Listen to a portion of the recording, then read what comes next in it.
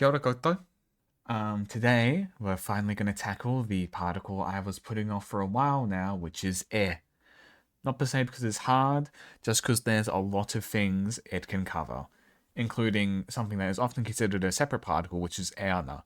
So, for the sake of making this video not go on for an hour, I have decided to somewhat simplify it, not entirely, but I've just combined together a lot of the listed usages, like you may see on Te Aka, because a lot of them realistically are a singular use, just used in different contexts. But yeah, I made this a bit easier because this is how I understand it, and it helps me when I know these aspects of how the particles work, where if I see them in like a new grammar phrase, I can know what they mean because I already know what the particle does, so I don't need to know it per each individual phrase because it's kind of self-explanatory once you know what the particle actually does. So yeah, let's get into this. Well, and to begin with, we're going to start with the original particle phrase I would have covered before getting into depth about air, which is eana, which can be used for present continuous tense. And, as you may hear from me talking a lot, I normally use this primarily to talk about present tense. Because when it comes to Māori dialects, on the East Coast, I believe, and other parts, I'm not too sure, they would probably prefer to use kaite, like we covered in a video earlier, for present tense. Whereas in the north, like, te taitokirau, Ngāpuhi, and on the West Coast, I believe, they prefer to use eana for present tense. Like, for me personally, I very rarely, if ever, even say, like, kaite for a verb sentence, like, at all. Now, of course, there is, like, a very mild difference, which is eana can be used to communicate the idea of someone, like, passively doing something in the background, like, for example, if we were to use eana in a sentence, we could say, e hikoi ana au I tātahi, I tērā wiki, I tērā wiki, which would be, I go on walks to the beach weekly, basically, or like I walk on the beach weekly. Now then, though, if we were to change it to kai te hikoi au I tātahi, we'll remove that I tērā wiki because that might make it a bit more complicated trying to figure out how to translate that into English. But basically, it would be meaning I'm currently walking on the beach, or I'm walking, implying right now on the beach. So that's just a little bit of difference. But anyways, to get back to what this can be used for, obviously, verb plus ana can turn it into our present and or present continuous tense. For example here being e were ana ngā kākohu, clothes are hanging up. Now then, I will add to in casual contexts, is often dropped from the verb basically. So instead of saying e were ana ngā kākohu, in casual speech, you could just say were ana ngā kākohu, or fuck even were ngā kākohu. But that one would be very fucking casual to say. Or who knows? I feel like some people, I would still choose to include the particle there in like this context, but there are definitely lots of contexts where people will just say, verb and the noun and stuff, but we're not going to get into that right now. For our next usage, because right now we're going to go through mainly the verb usages primarily at the start, because that's the big part of it, and the most complicated part of it where I had to simplify it a lot. For relative clauses, future or present, because sometimes it can be a bit iffy. Obviously, again, if we include ana, then definitely, So, what even is a relative clause? Well, in this instance, we are talking about when you have a noun, and then you add on to the end, like, for example, the horse that is trotting. Instead of saying just the horse or the horse is trotting, we're basically turning it into a singular phrase of the horse that is trotting. So for our first example, te koro e keka ana, the kid that is throwing a fit. Obviously, ngāpuhi mita koro means like little kid. If this was in a different dialect, then that would probably mean the old man is throwing a fit. But, hey, to each their own, I guess. But then also, when you combined using with a verb to make a relative clause, and I believe you can probably do this with other, particles that make relative clauses, you can add to it particles such as ai, nei, na, ra at the end to show an action in progress or a temporary state. For example, ko waitera e parare mai rā. Who is that? Who is that? That is, shouting at us, rā, from way over there. Now, I guess you could kind of think of the difference between these two is that in this one, I mean, obviously, we'll make this a lot simpler. How about we just do ko waitera e parare mai. Basically, the differences in this one, we're insinuating like, oh, there's a guy over there yelling at us. In the sense of like, oh, he probably is going to do something, yada, yada, yada. He might stop in a second. He just started doing it, something like that.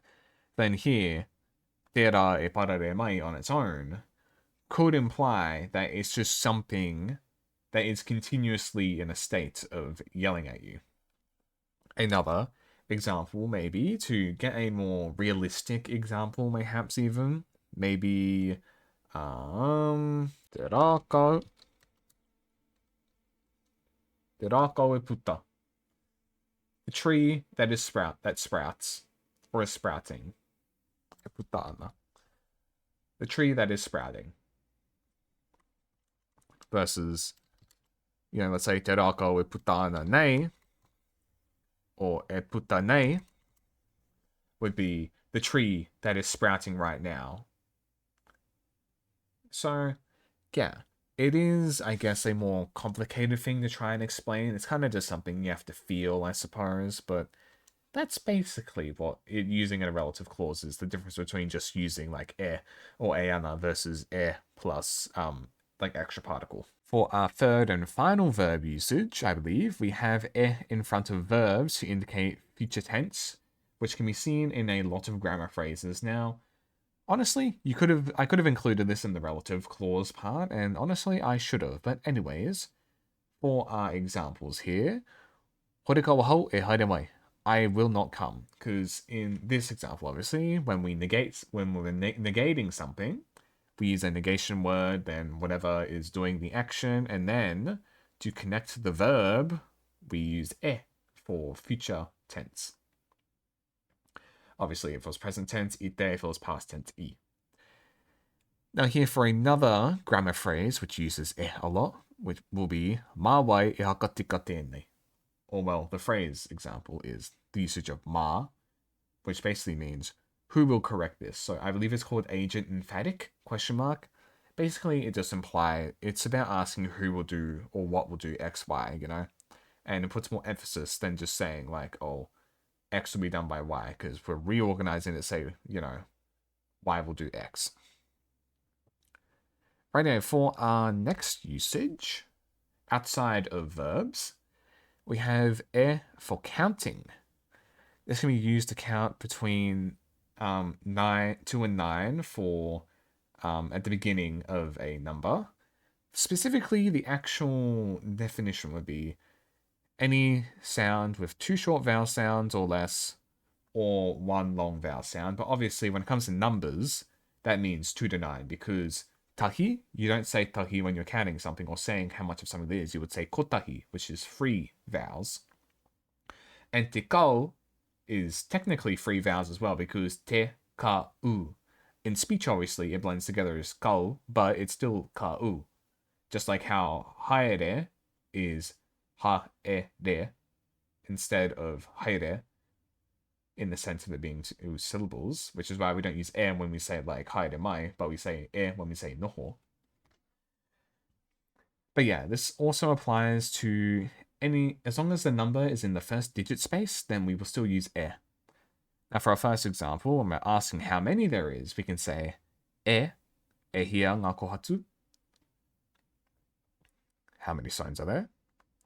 And then when we're replying, I did simplify the translation because I couldn't be bothered retyping this all out. But you could say, e rua ngā kohatu, there are 2 stones. E rua tekau ngā kohatu, there's 20 stones. E rua rau ngā kohatu, there's 200 stones. E rua mano, turi turi wara wara.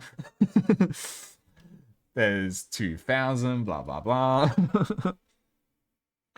But yeah, as long as the first digit is 1 to 9, so rua, toru, fa, rima, ono, fitu, waru, iwa. As long as it's one of those, you can use it. Tikau, just go straight to tikau. So, if it was just tikau, ngako hatsu, you just say that. Tikau ngako hatsu. And if it was 1, you would say kotahi ngako hatsu.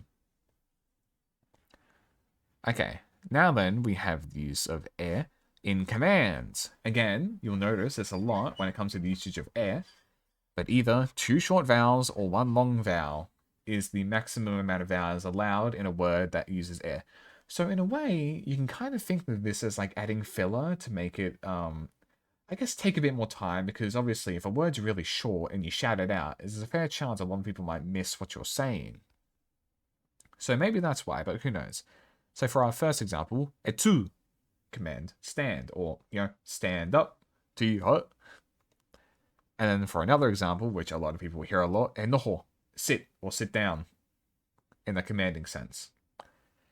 Now, of course, if it was a longer word where you wouldn't use e, you would just skip it. So, example, haidamai. Haidamai, aramai. Obviously, in these ones, we don't use e because, again, ha, e, de. 3 vowels. Oops. Okay, for our fourth example, we have e used as a term of address, or I guess directing a term of address. I don't really know the best way to word this in English sometimes, but when you use words like kui, ko, matua, kara, koro, tama, kuya, anything like that, or like, te ariki, te rangatira, anything like that. And then also for koe, korua, and koto, and also for names that are 1 vowel, 1 long vowel, or 2 short vowels, as we mentioned with stuff up here. This will be a repeating pattern. For our first example, e ko, e ana koe. Oi, girl, or like, girl. What are you doing? Because ko means like girl, and then we just put e in front of it because it's a short term of address. Then here, when we're using it kind of to direct it towards someone maybe, or we're addressing someone specific, tēnā koe rangi, greetings, or thank you, or whatever the context may be, turangi. You may see this a lot, like, what's a good example of this? On the marae, maybe you'll see, like, obviously, the other week we were talking about when we replace air with K, so kai te rangatira nei.